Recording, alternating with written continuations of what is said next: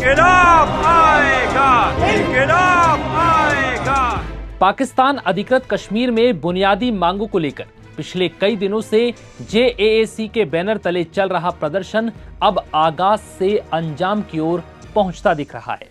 जी हां, हजारों की संख्या में प्रदर्शनकारियों ने मुजफ्फराबाद पर चढ़ाई शुरू कर दी है, जिसके बाद से शहबाज सरकार और सेना प्रमुख आसिम मुनीर में खौफ है, जिसका अंदाजा आप इस बात से लगा सकते हैं कि मुजफ्फराबाद मार्च से एक दिन पहले ही मुनीर की सेना ने प्रदर्शनकारियों के इस आंदोलन को कुचलने की कोशिश की थी और बातचीत के बहाने बुलाकर कुछ निहत्थे प्रदर्शनकारियों पर पाकिस्तानी सेना ने गोलियां चलाई और उन्हें मौत के घाट उतार दिया।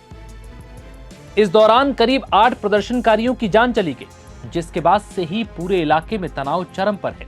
14 जुलाई को इस घटना के अगले दिन यानी आज 15 जुलाई को बड़ी संख्या में प्रदर्शनकारी मुजफ्फराबाद कूच कर रहे हैं। अब ऐसा लग रहा है कि पाकिस्तान की सेना इन प्रदर्शनकारियों को रोकने के लिए बड़ी संख्या में फोर्स लगाकर इन पर गोलियां भी चला सकती है। लेकिन ये सब जानते हुए लोग बड़ी संख्या में इस प्रदर्शन में पहुंचे हैं और मुजफ्फराबाद की ओर बढ़ रहे हैं। रावलकोट के ईदगाह मैदान में उमड़ी विशाल भीड़ के सामने जेएएसी के नेता सरदार अमान खान ने खुलकर ऐलान किया और ये साफ कर दिया कि पीओके पाकिस्तान का हिस्सा नहीं है। उन्होंने सीधे तौर पर पाकिस्तान के आधिकारिक नैरेटिव को चुनौती देते हुए कहा कि पीओके ना तो आजाद है और ना ही विवादित इलाका है, बल्कि ये कब्जे वाला इलाका है। अमान खान का ये बयान इसलिए भी अहम माना जा रहा है क्योंकि उन्होंने सीधे तौर पर पाकिस्तान के उन पुराने दावों को चुनौती दी है जिसमें पीओके को आजाद कश्मीर बताया जाता रहा है। बता दें कि कल रावलकोट में हजारों प्रदर्शनकारी जमा हुए थे।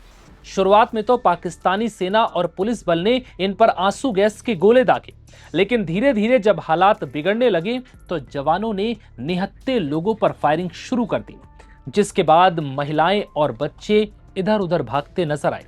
सुधानोटी इलाके में सुरक्षा बलों ने इस तरह की कार्रवाई की। हैरानी की बात तो यह थी कि पाकिस्तानी बलों ने यह कार्रवाई कोई इत्तेफाक से नहीं बल्कि जानबूझकर की। रावलकोट, मुजफ्फराबाद, बाग, कटौली, मीरपुर, हटियाबाला और सुधानोटी समेत कई जिलों में एक साथ ये कार्रवाई की गई ताकि कोई प्रदर्शनकारी मुजफ्फराबाद की तरफ ना बढ़ पाए। इतना ही नहीं, इस आंदोलन को कुचलने के लिए पाकिस्तानी सरकार और सेना ने इलाकों में खाने पीने की चीजें और दवाओं की सप्लाई पर भी पूरी तरह से रोक लगा दी। इंटरनेट बंद कर दिया गया, सड़कों को ब्लॉक कर कर्फ्यू लगा दिया ताकि लोगों की आवाज इलाके से बाहर ना पहुंच पाए। बता दें कि जेएएसी यानी ज्वाइंट एक्शन आवामी कमेटी को पाकिस्तान ने आतंकवाद का ठप्पा लगाकर बैन कर दिया है। अब तक इस संगठन के प्रमुख शौकत नवाज मीर समेत 600 कार्यकर्ताओं को गिरफ्तार किया जा चुका है। पाकिस्तान की सरकार और सेना इन प्रदर्शनकारियों से बातचीत करने के बजाय गोलीबारी कर रही है। हैरानी की बात यह है कि महंगी बिजली, आटा और तमाम बुनियादी जरूरतों के आसमान छूते दामों के खिलाफ शुरू हुआ यह प्रदर्शन अब पूरी तरह से विद्रोह में बदल चुका है। पिछले 40 दिनों से रावलकोट में लगातार चल रहा यह प्रोटेस्ट अब सिर्फ आसमान छूती महंगाई नहीं बल्कि पाकिस्तान की सरकार और सेना के खिलाफ छिड़ चुका है। जेएएसी ने 38 सूत्रीय मांग पत्र सौंप दिया है, जिसमें सस्ती बिजली, गेहूं, रोजगार, बेहतर शासन व्यवस्था और दमनकारी नीतियों के अंत की मांग की है। इसके साथ ही उन्होंने दशकों तक आर्थिक शोषण, भेदभाव, अधिकारों की खुली छूट का आरोप लगाया है।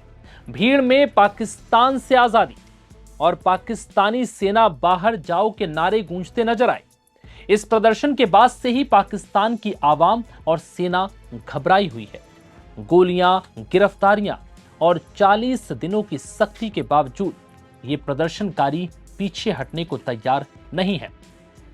अब इन प्रदर्शनकारियों ने मुजफ्फराबाद की ओर कूच कर दिया है, जिसके बाद से आसिम मुनीर पाकिस्तान के सेना प्रमुख खौफ में हैं और ऐसा अंदाजा लगाया जा रहा है कि बड़ी संख्या में तैनात इन जवानों के जरिए इन प्रदर्शनकारियों को रोकने के लिए पाकिस्तान की सेना इन पर एक बार फिर से गोलीबारी कर सकती है।